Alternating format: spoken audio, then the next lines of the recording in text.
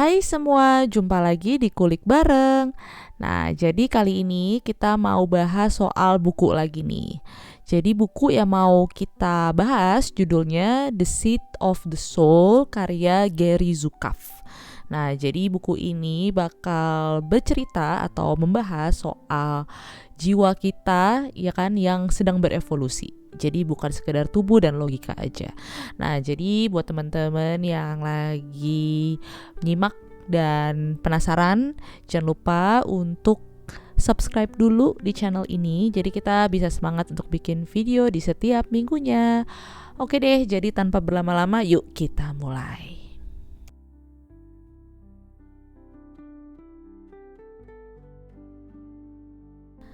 Kawanku, pernah gak sih ngerasa kalau ada bagian dari diri kita yang jauh lebih dalam dari pikiran? Bagian yang tahu gitu apa yang benar, tahu siapa kita sebenarnya, dan tahu arah mana yang harus kita ambil dalam kehidupan ini, ya kan? Meskipun suara di dunia berusaha mengalihkannya.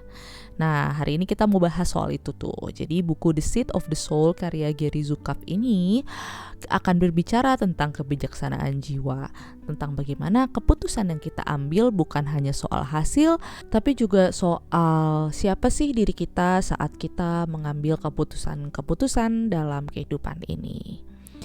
Nah, jadi sebelum ini nih, manusia tuh berkembang terutama lewat kekuatan fisik dan intelektual, yaitu siapa yang paling kuat, siapa yang paling cerdas, dan siapa yang paling dominan.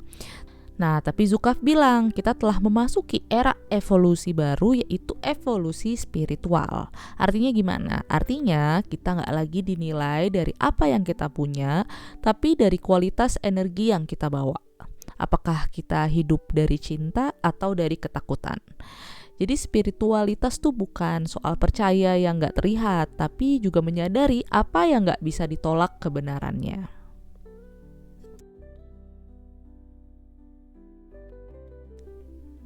Nah, Gary Zukav nih membagi diri manusia menjadi dua. Yang pertama itu ada personality, itu ada ego, citra diri, keinginan, dan ketakutan. Dan yang kedua ada soul, yaitu kebijaksanaan, tujuan terdalam, dan cinta tanpa syarat. Nah, setiap kali kita memilih dari ego, kita merasa berat tuh. Kita merasa marah, iri, takut gagal, atau takut ditolak. Nah, pasti sering kan kita ngerasa kayak gitu ya kan. Nah, tapi kalau misalnya kita ngikutin jiwa, kita akan ngerasanya lebih ringan gitu. Tenang walaupun hasil belum terlihat. Pertanyaannya adalah, keputusan kamu di hari ini itu digerakkan oleh ketakutan atau kesadaran, oleh ego atau oleh jiwa. Ada rasa marah atau iri gitu, atau takut gagal, atau kita tenang gitu ketika kita membuat keputusan tersebut meskipun hasilnya belum ada.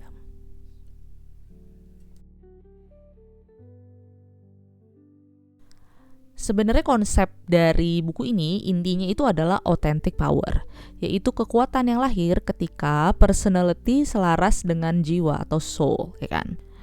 Nah, ini tuh bukan soal power yang menaklukkan gitu, tapi power yang menyembuhkan, power yang healing gitu. Nah, ciri orang yang punya authentic power antara lain tuh, yang pertama, dia tidak membalas kebencian dengan kebencian. Terus yang kedua, dia gak butuh tuh namanya pembuktian, validasi, ya kan, seperti yang banyak orang lakukan di dunia media sosial saat ini, ya kan. Terus yang ketiga, mereka itu biasanya tenang walau tidak selalu dimengerti. Dan yang keempat, hidup bukan untuk spotted tapi untuk meaningful. Jadi hidupnya itu untuk mencari makna gitu, bukan untuk direcognize, diketahui orang lain, ya kan. Nah, kita tuh gak perlu dunia tahu bahwa kita hebat, karena sebetulnya jiwa kita tuh udah tahu. Nah, kurang lebih kayak gitu deh.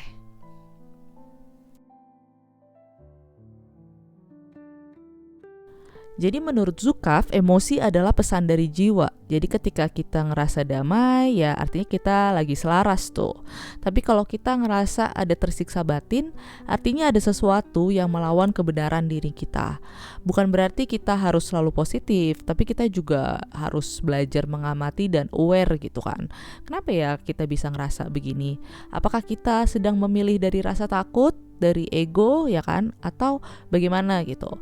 Karena setiap emosi negatif itu sebenarnya bukan hukuman, tapi undangan untuk menyembuhkan bagian yang terluka. Jadi setiap pilihan kecil itu adalah semacam latihan spiritual lah.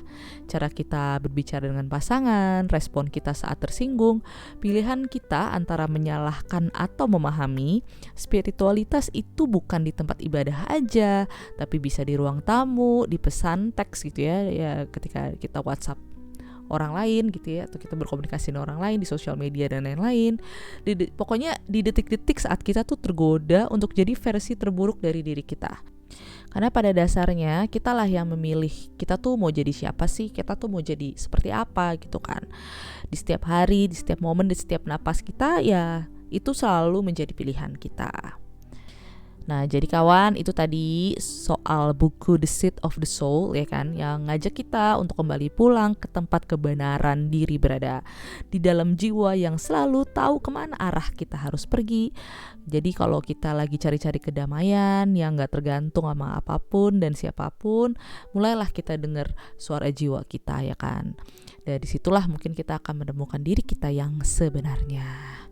Oke deh kawan, jadi sekian dulu video kita kali ini. Terima kasih sudah menyaksikan sampai habis. Jangan lupa untuk selalu support channel ini dengan subscribe, komen, like, dan share sebanyak-banyaknya ke orang-orang yang kita sayangi. Dan terakhir, jangan lupa untuk selalu stay kind, content, and healthy. Bye!